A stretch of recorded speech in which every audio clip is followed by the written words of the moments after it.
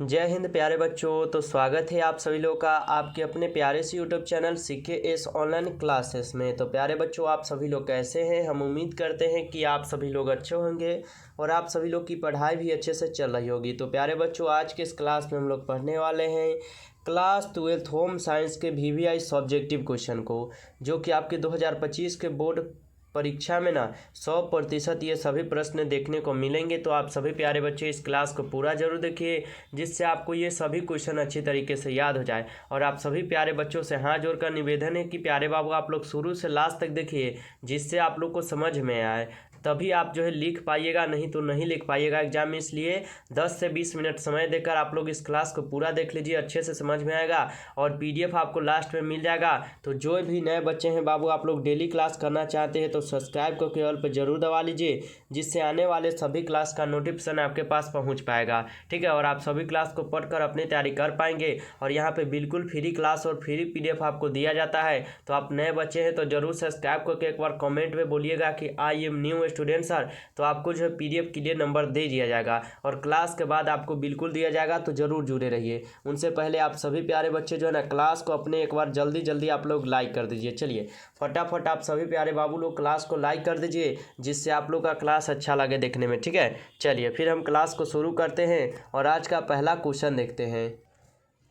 चलिए आज का पहला क्वेश्चन है आप लोग के सामने कि जल क्या है। जल जो है ना बाबू लोग, ये क्या है देख सकते हैं। कितना इंपॉर्टेंट क्वेश्चन है, 21 में और 23 में पूछा गया है, यानी हमारा 2025 में भी एकदम कन्फर्म है कि ये क्वेश्चन पूछ दिया ही जाएगा। ठीक है, जल क्या है तो इसके बारे में चलिए हम लोग समझते हैं कि जल क्या है। समझिएगा, उत्तर में दिया गया है कि जल वह साफ तरल है जो रंगीन, स्वादहीन और क्या है गंधहीन होता है। जल क्या है तो जल वह साफ तरल है ना, जो रंगहीन, स्वादहीन और क्या है गंधहीन होता है। यह ऑक्सीजन और हाइड्रोजन के संयोग से बनता है। जल जो है कैसे बनता है तो जल जो है ना, ऑक्सीजन और हाइड्रोजन के संयोग करने से बनता है हमारा ये जल। ठीक है, तो अगर आप लोग इसको लिख पाते हैं ना तो 2 नंबर आपको जो है एग्जाम में मिल जाएगा। हमें पूरा उम्मीद है कि आप लोग इतना जरूर लिख सकते हैं। जो आपको मेन टॉपिक है वही आपको बता रहे हैं और एकदम आसान भाषा में समझा रहे हैं, जो कि आपको समझ में आएगा और आप लिख पाइएगा। ठीक ना,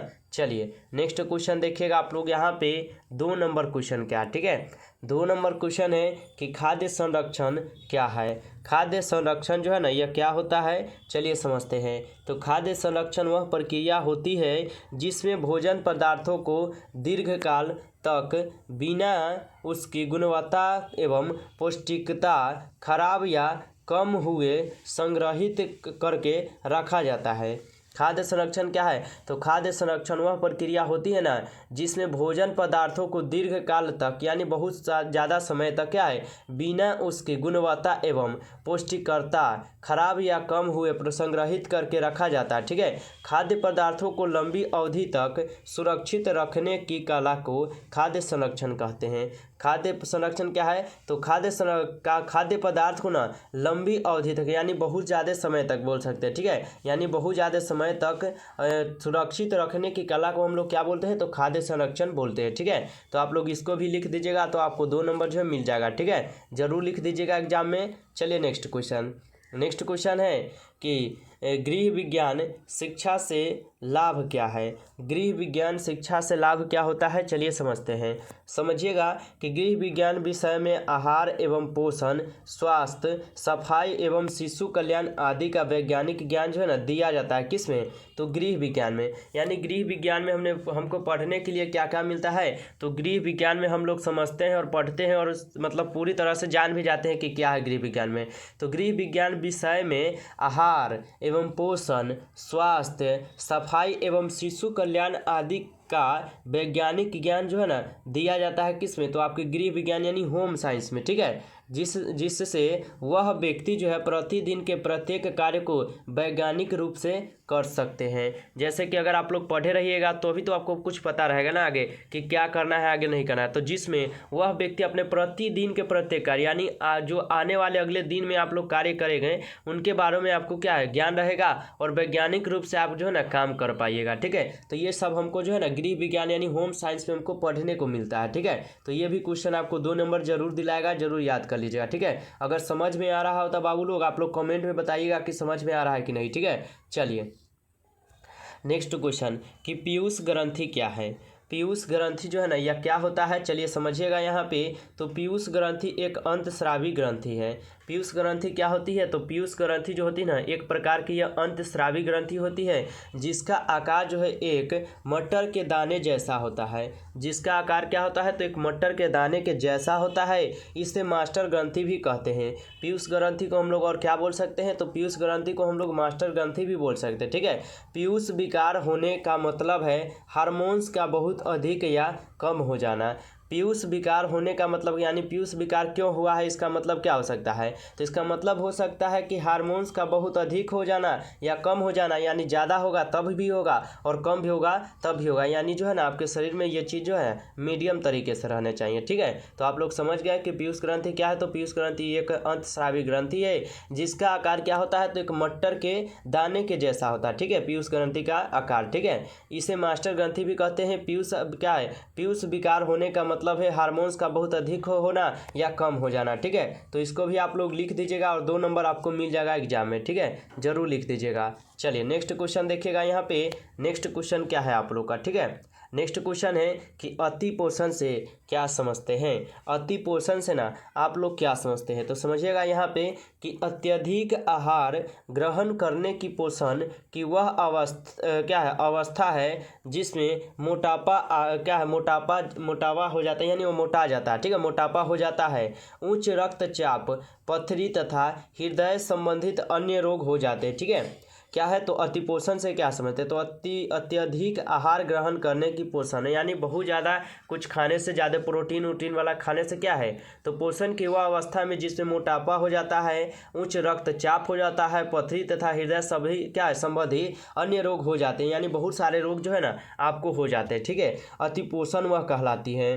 अतिपोषण के कारण निम्नलिखित है। अतिपोषण के कारण जो होते हैं ना निम्नलिखित होते हैं, जिसमें से हम आपको जैसे मैं पहला बता दें कि पहला में आता है अधिक भोजन ग्रहण करना, यानी बहुत ज़्यादा भोजन करना। ये सब क्या है, तो बहुत ज़्यादा भोजन कीजिएगा तो आप लोग को मोटापा भी होगा, हृदय में भी गड़बड़िएगा, पथरी में, सभी मतलब बहुत सारे आपको बीमारी हो सकता है ज़्यादा भोजन करने से, ठीक है। तो पहले में दिए गए हैं कि अधिक भोजन ग्रहण करना, 2 में दिए गए हैं कि उच्च आर्थिक स्तर, ठीक है, 2 में है उच्च आर्थिक स्तर, 3 में है खाने की क्या है श्रुतिपूर्ण आदतों का होना, ठीक है, खाने का क्या है श्रुतिपूर्ण आदतों का होना, ठीक है। तो यह है आपके अतिपोषण से क्या समझते हैं। इसको भी आप लोग लिख कर जो ना 5 नंबर ले सकते हैं, इतना अगर लिखते हैं तो। नेक्स्ट क्वेश्चन को समझिएगा कि मंदबुद्धि बालक की क्या आवश्यकता है। मंदबुद्धि बालक की ना क्या आवश्यकताएं होती है, इसको आप लोग ध्यान से समझिएगा। तो मंदबुद्धि बालक की निम्नलिखित आवश्यकताएं है, ठीक है। क्या है कि मंदबुद्धि बालक की ना निम्नलिखित आवश्यकताएं होती है, जिसमें से हम लोग का पहला आता है कि इनकी शिक्षा विशेष मंदबुद्धि विद्यालय में कराई जाए, यानी बच्चे लोग को जो ना अच्छा से अच्छा कॉलेज यानी अच्छा से अच्छा स्कूल में ना पढ़ाया जाए, लिखाया जाए, ताकि उनको ज्ञान हो सके, ठीक है। 2 में आप लोग लिख दीजिएगा कि इनकी शिक्षा का प्रबंध सामान्य स्कूल में होती है। इनकी शिक्षा का प्रबंध क्या है, तो एक सामान्य यानी छोटे से अभी जैसे कि अभी होती है किसको उसको बोलते हैं हम लोग आंगनबाड़ी भी अपने भाषा में बोलते हैं, ठीक ना। जैसे बालक लोग यानी बच्चे लोग को भी पढ़ने के लिए भेजते हैं, ठीक है। तो इनकी शिक्षा का प्रबंध जो है ना एक सामान्य स्कूल में होती है।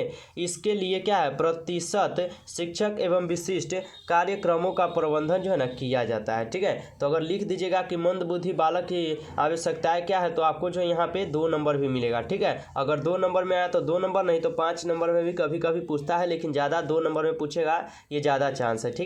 चलिए नेक्स्ट क्वेश्चन है मौसम तथा समय के अनुसार कैसे मौसम तथा समय के अनुसार जो ना कैसे रंग के कपड़े पहनने चाहिए। और जैसे कि हम लोग अभी मौसम के अनुसार पहनेंगे, ठीक है। कपड़ा के यहाँ पे बात किया गया है कि हम लोग किस मौसम में किस प्रकार के कपड़ा हमको पहनना चाहिए। चलिए समझते हैं। तो गर्मी के दिनों में सफ़ेद व सूती वस्त्र पहननी चाहिए। जैसे कि अभी गर्मी अब बीत रहा है, ठंडी आ रहा है, ठीक है।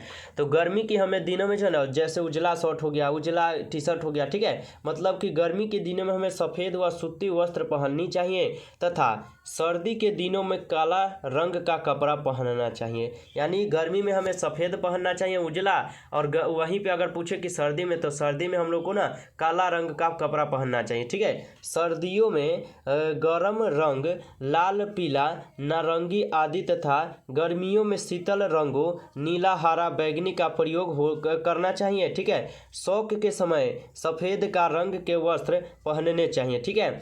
तो शौक के समय, ठीक है, समय सफ़ेद रंग के पहनने चाहिए। शादी विवाह में लाल रंग के क्या है, चटकीले कपड़े पहननी चाहिए। यानी शौक के लिए हम लोग क्या, तो सफ़ेद पहने, यानी कि हमको मान लीजिए शौक है कि एक कोई कपड़ा नया किन कर पहनेंगे, तो हमको जो है ना सफ़ेद यानी उजला शर्ट उट पहन कर पहनना चाहिए, ठीक है। अगर वहीं पे शादी की बात की जाए तो शादी में ना लाल रंग के चटकीले कपड़े पहनना चाहिए, यानी खूब जो है ना लाल रंग के कपड़ा होना चाहिए और वो हमें शादी विवाह में पहनना चाहिए, ठीक है। तो ये है मौसम तथा समय के अनुसार कैसे रंग के कपड़े पहनने चाहिए। इसको अगर लिख लेते हैं तो आपको 5 नंबर एग्जाम में फिक्स है कि मिल जाएगा प्यारे, ठीक है, जरूर लिख लीजिएगा।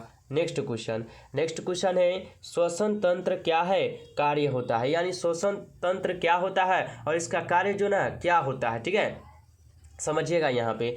तो श्वसन तंत्र का प्रमुख कार्य वायु से ऑक्सीजन ग्रहण करना तथा शरीर में उत्पन्न कार्बोहाइड्रेट ऑक्साइड को बाहर निकालना है। श्वसन तंत्र का कार्य क्या है, तो श्वसन तंत्र का प्रमुख कार्य जो है ना वायु से ऑक्सीजन को ग्रहण करना, यानी जो वायु होता है ना वहाँ से हमको ऑक्सीजन ग्रहण करना है, शरीर में उत्पन्न कार्बन डाइऑक्साइड को बाहर निकालना भी है, ठीक है। यानी क्या है, तो ऑक्सीजन हमको वायु से लेना है और शरीर से क्या है, तो कार्बन डाइऑक्साइड को निकालना है। श्वसन लेने और छोड़ने की क्रिया को श्वसन क्रिया कहते हैं। यानी श्वास लेने की क्रिया और छोड़ने की क्रिया को हम लोग श्वसन क्या है, तो श्वसन तंत्र कहते हैं, ठीक है। इसका प्रमुख अंग है मुख, नासिका, द्वारा, गला, कंठ, क्या है, श्वासन नली तथा फेफड़ा। इन सभी से क्या है, तो हम लोग श्वसन करते हैं, मुख से करवे करते हैं, नाक से करवे करते हैं, ठीक ना। बहुत सारे समय मतलब हमारे शरीर में हर एक चीज़ श्वसन करता है, तभी तो हम लोग अभी भाई जिंदा है ना, ठीक है। तो श्वसन तंत्र क्या है, इसका क्या कार्य है, आप लोग लिख लीजिएगा ना। इतना जरूर आप लोग लिख लीजिएगा, जितना आसान हुआ है उतना आप लोग को बताए हैं और जरूर आप लोग याद कर लीजिएगा। 5 नंबर यहाँ पर भी फिक्स है, ठीक है। चलिए नेक्स्ट क्वेश्चन, यहाँ पे डिजाइन क्या है। देखिए यहाँ पे आपको पूछ देगा कि डिजाइन क्या होता है, ठीक है। समझिएगा कि डिजाइन के सभी मूल सिद्धांतों में डिजाइन के तत्व रेखा, आकार, रूप, स्थान, बनावट और स्वसर या मूल्य और रंग होते हैं, ठीक है। रंग है यह तत्व के सामग्री है जिनसे सभी डिजाइन बनाए जाते हैं, ठीक है।